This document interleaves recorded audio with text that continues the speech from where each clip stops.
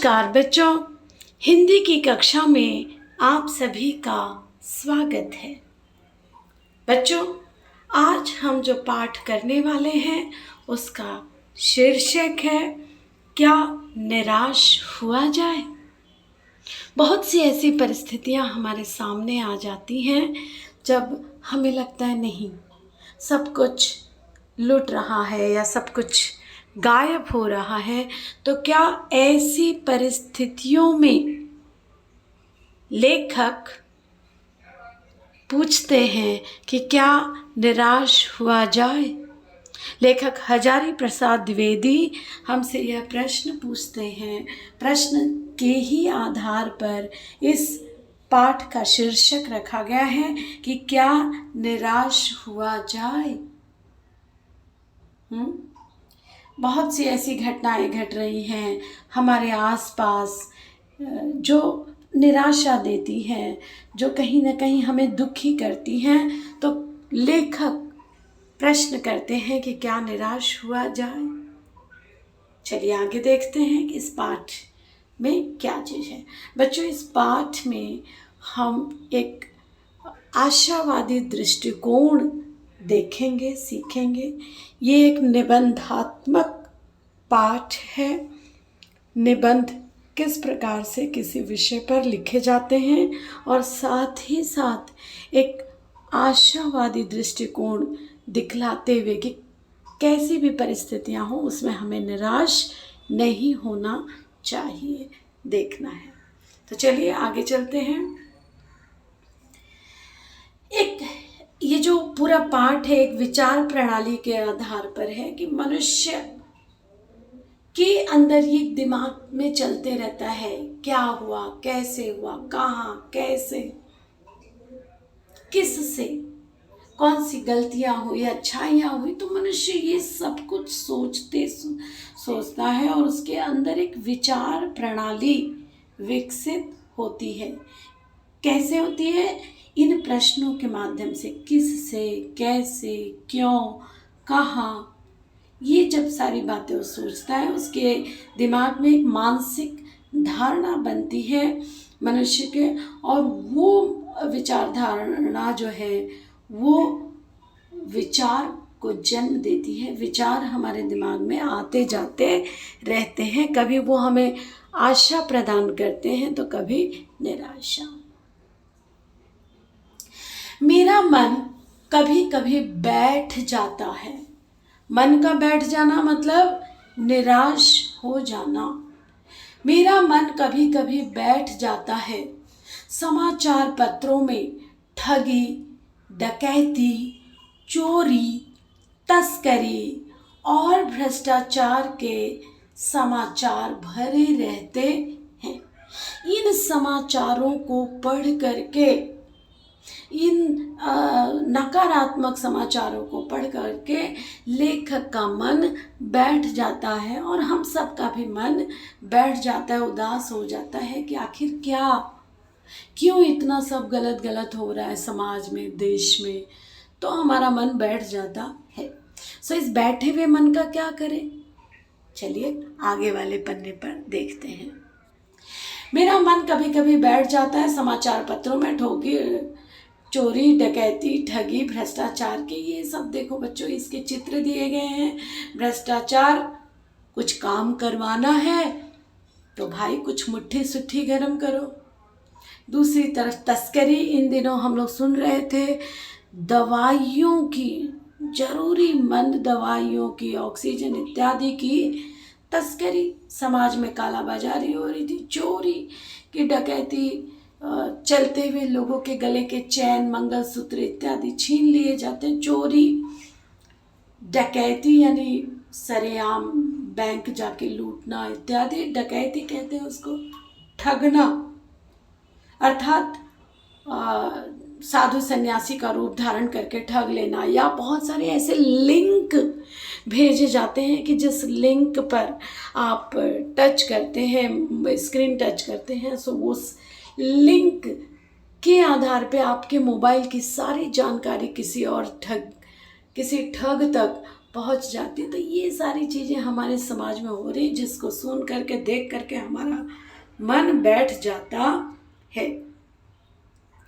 आरोप प्रत्यारोप का कुछ ऐसा वातावरण बन गया है कि लगता है देश में कोई ईमानदार आदमी ही नहीं रह गया है। हाँ, आरोप प्रत्यारोप, यहाँ से कोई किसी को आरोप लगाता है तो वहाँ पे उस आरोप का जवाब देने की बजाय उस पर दूसरा आरोप लगाया जाए। उदाहरण के लिए बच्चों, अगर देखो, सत्ताधारी पक्ष पर अगर कोई आरोप लगाता है तो वो फिर दूसरे आरोपों की बात करते हैं। आपके काल में तो ऐसा हुआ, 1984 के दंगे हो गए आपके काल में, आपके काल में जो है वो भोपाल गैस कांड हो गया। तो अरे भाई, वो जो समय था, जो हो गया सो हो गया, आगे तो ये आरोप अगर विपक्ष ने लगाया तो सत्ताधारी उस पर दूसरे आरोप प्रत्यारोप, मतलब आरोप के एवज में दूसरा आरोप लगाने का कुछ ऐसा वातावरण बन गया है कि लगता है देश में कोई ईमानदार आदमी ही नहीं रह गया है। इस तरीके का पूरा माहौल बन गया है। His fault, your fault, not mine, इस तरीके का वातावरण हो गया है। हर व्यक्ति संदेह की दृष्टि से देखा जा रहा है। जो जितने ऊंचे पद पर है उनमें उतने ही अधिक दोष गिनाए जाते हैं। समाज में धारणा बन गई है। अगर हम देखते हैं किसी के पास में पैसा आ गया, अरे उसका तो ऐसा ऐसा है। हर व्यक्ति को संदेह की दृष्टि से देखा जा रहा है। जो जितने ऊंचे पद पर है उनमें उतने ही अधिक दोष दिखाए जाते हैं। इस प्रकार का वातावरण बन चुका है। एक बहुत बड़े आदमी ने एक बार मुझसे कहा था कि इस समय सुखी वही है जो कुछ नहीं करता। जो कुछ भी करेगा उसमें लोग दोष खोजने लगेंगे। लेखक यहाँ पर अपनी तरफ से कह रहे हैं कि भाई, कोई भी अगर कुछ भी काम करता है तो लोग उसमें दोष ढूंढने लगे हैं। तो आज के ज़माने में वही सुखी है जो कुछ नहीं करता। Not on time, not on perfect, high bad work, वैसे लोग सुखी हैं। और जो काम करता है उसमें लोग हजार दोष दिखाते हैं। जो काम नहीं करता वो सुखी है। क्या ऐसा होना चाहिए? नहीं। हाँ, जो काम कर रहे हैं उनसे भी गलतियां हो सकती है भाई, लेकिन उस समय जैसे डिसीजन मेकिंग, फॉर एग्जाम्पल बच्चों, आज के समाज में जैसे जब कोरोना फैल रहा है, जब लॉकडाउन का स्टेप सरकार ने उठाया तो बहुत सी समस्याएं खड़ी हो गई थी, है ना। इनका पलायन होने लगा था, मजदूरों का पलायन, और बहुत सी समस्याएं आ गई थी। हमारी नौकरी पेशे रोजगार की एक विकट समस्या हमारे सामने खड़ी हो गई थी। तो कहने का तात्पर्य है कि जो कुछ भी करेगा तो लोग उसमें दोष दिखाएंगे। अरे भाई, उस समय जो सरकार ने डिसीजन लिया, चाहे जो भी नोटबंदी के डिसीजन, जीएसटी के डिसीजन, लॉकडाउन करने के डिसीजन, अनेकानेक बच्चों, ये सब उदाहरण जस्ट मैं दे रही थी। पर एक बात तो ध्यान देना होगा कि डिसीजन तो लिया गया, फटाफट डिसीजन लिए गए, रोज एक सिचुएशन के ऊपर नज़र रखते हुए उस सिचुएशन से बाहर निकलने का रास्ता निकाला गया। इसलिए हमें हर काम के अच्छे बुरे दोनों तीनों हर पहलू से देखना चाहिए। निराश होने की ज़रूरत नहीं होना चाहिए। यही कारण है कि हर आदमी दोषी अधिक दिख रहा है, गुणी कम या बिल्कुल ही नहीं। स्थिति अगर ऐसी है तो निश्चय ही चिंता का विषय है।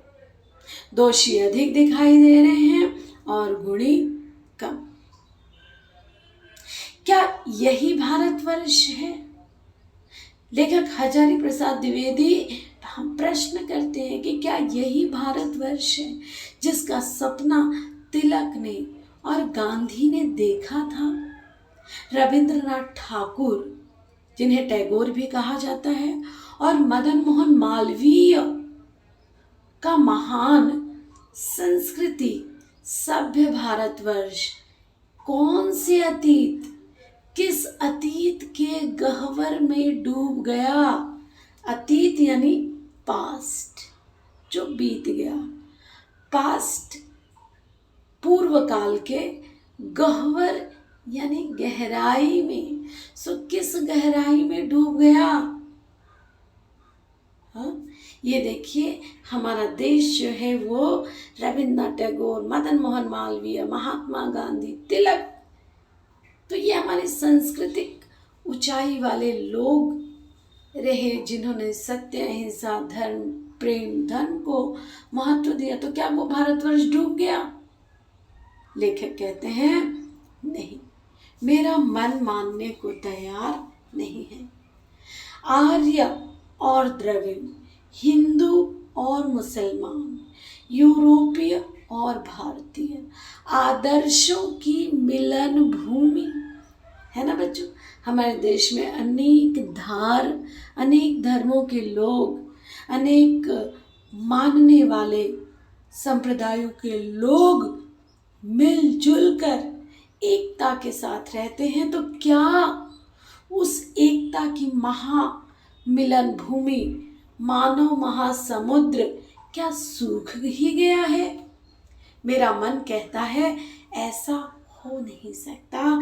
लेखक हजारी प्रसाद द्विवेदी ऐसा मानने को तैयार नहीं है।